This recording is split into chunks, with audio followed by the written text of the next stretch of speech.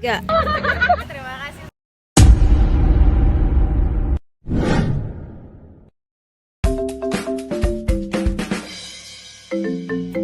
Bagaimana proses awal terbentuknya Koralax?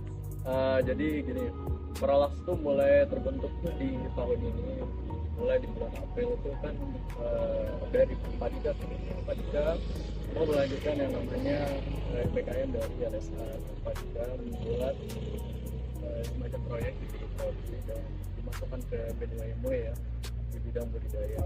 Nah, di samping hal itu juga kita prihatin tentang gimana kondisi terumbu karang yang ada di Koralax. Kita lihat ya, banyak degradasi kerusakan. Jadi itu merupakan salah satu ide awal kita menciptakan Koralax. Setelah lainnya ya klinik karang. Apa saja persiapan yang dilakukan dalam membangun Koralax? Pembangunan Koralax itu dimulai dari penyusunan proposalnya, proposal dan juga perencanaan di mana sistem dari sirkulasi dalam benteng itu. Nah, di sana juga kita merencanakan bagaimana kita mendapatkan bibitnya benteng dan juga gimana proses yang akan kita lakukan setelah kita diterima di kedua ini. Itu jadi proses persiapan kita. Ini tidak terlalu banyak. Dan juga ada tambahan persiapan di alat-alatnya, tapi itu dibantu juga dari mitra kita dari BNPLS. Apa saja tantangan dalam menjalankan Koralax? Dalam menjalankan Koralax itu kita ya paling besar menghadapi tantangan berupa kematian dari fragmen. Terus yang kedua dari kesalahan sirkulasi ya sempat kita alami juga, dan juga ada kesalahan di instalasi listriknya, jadi kita sempat mengalami beberapa kali. Tapi setelah beberapa kali pengulangan dan juga perubahan dari sirkulasi itu tidak ada masalah. Apa harapannya nih buat Koralax ke depannya? Buat Koralax kedepannya ya, diharapkan masih bisa dilanjutkan ya, soalnya kan PDWMW masih dibuka juga. Nanti mungkin adik-adik tingkat adik kelas kita selanjutnya bisa melanjutkan proyek ini, dan juga ya hasil yang diharapkan ya bisa lebih bagus dari yang sekarang. Semoga buat kedepannya masih banyak gitu inovasi-inovasi baru yang bakalan dilakuin, khususnya yang berkaitan tentang konservasi terumbu karang dan juga hal-hal yang lain yang menyangkut tentang kelautan. Terima kasih banyak. Halo semuanya, perkenalkan nama saya Gelskira Netrika. Saya selaku ketua tim P2MW dari produk LISI. Jadi saya di sini mahasiswi dari Prodi Ilmu Kelautan. Jadi di sini saya akan menjelaskan gimana terbentuknya LISI. Jadi dikarenakan P2MW tersebut saat itu maksimalnya 5 orang.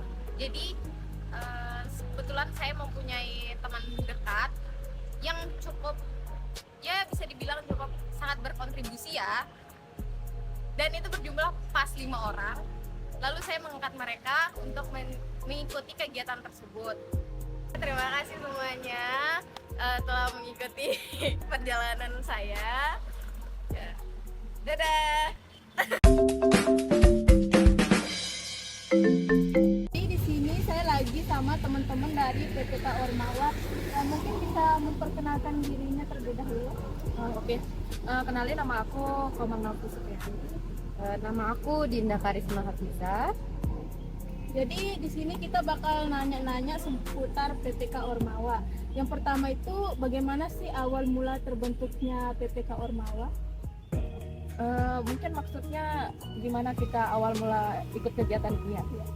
Kemarin itu awal mulanya dari tugas kuliah Ya, ya? jadi dari tugas kuliah, mata kuliah klimatologi. Jadi kita disuruh buat proposal untuk cari masalah yang ada di Sebuah desa. ya di sebuah desa di Mataram ini. untuk di IDEN ada masalah apa aja di sana permasalahannya gitu. Nanti setelah kita dapat permasalahannya apa, lalu kita buatkan dia itu solusi gitu. Setelah itu semua rampung, kita identifikasi permasalahan, setelah solusinya, terus kita buat kayak sebuah proposal gitu, terus kita ikutin ke programnya Kemendikbudristek ya, yaitu PPK Ormawa. Boleh tahu nih apa aja persiapan yang dilakukan dalam pembentukan PPK Ormawa tersebut?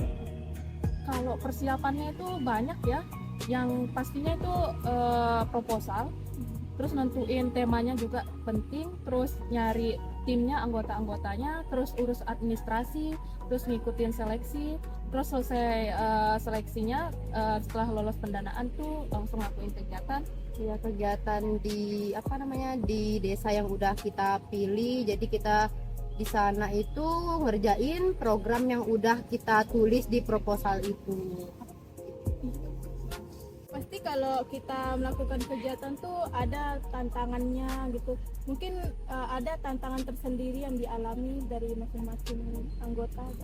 Kalau saya sendiri sih, tantangan yang saya hadapin itu untuk memanajemen waktu dari setiap anggota timnya ya, karena dimana kita di satu tim ini terdiri dari prodi yang berbeda-beda, ada yang dari ilmu kelautan, ada yang dari budidaya perairan, sama ada yang dari teknik sipil. Jadi benar-benar kita itu perlu merencanakan waktu yang pas untuk kumpul. Ya, kalau menurut aku sih selain untuk waktu ya, kita harus menyesuaikan waktu sesama tim. Kita juga harus bisa menyesuaikan dengan waktu sama masyarakatnya. Kalau kita misalnya ada kegiatan, terus juga pendekatan kita ke masyarakatnya itu gimana, itu sih. Terus apalagi ya, kayak kita harus beradaptasi sama lingkungan di sana, ngikutin kegiatan yang ada di sana juga, kegiatan agama maupun kegiatan-kegiatan lainnya. Nah, untuk pertanyaan terakhir nih, apa harapan kedepannya untuk PPK Ormawa ini? Jadi kalau harapan saya pribadi ya, karena tim kita itu target utamanya kita itu buat lolos Abdidaya kan di Bali, tapi sayangnya tim kita nggak nyampe Abdidaya. Terus harapan saya ke depannya untuk PPK Ormawa Himakel ini bisa tembus sampai Abdidaya. Terus motivasi? Ya, boleh. Motivasinya untuk PPK Ormawa Himakel ke depannya tetap semangat, itu aja. Kalau dari saya sih harapannya dari PPK ini untuk tim Himakel yang bakal maju lagi, mungkin ada yang mau ikut lagi PPK Ormawa, bisa melanjutkan program kita yang ada di Desa Batu Layar Barat. Terus untuk motivasinya jangan takut mencoba. Ya.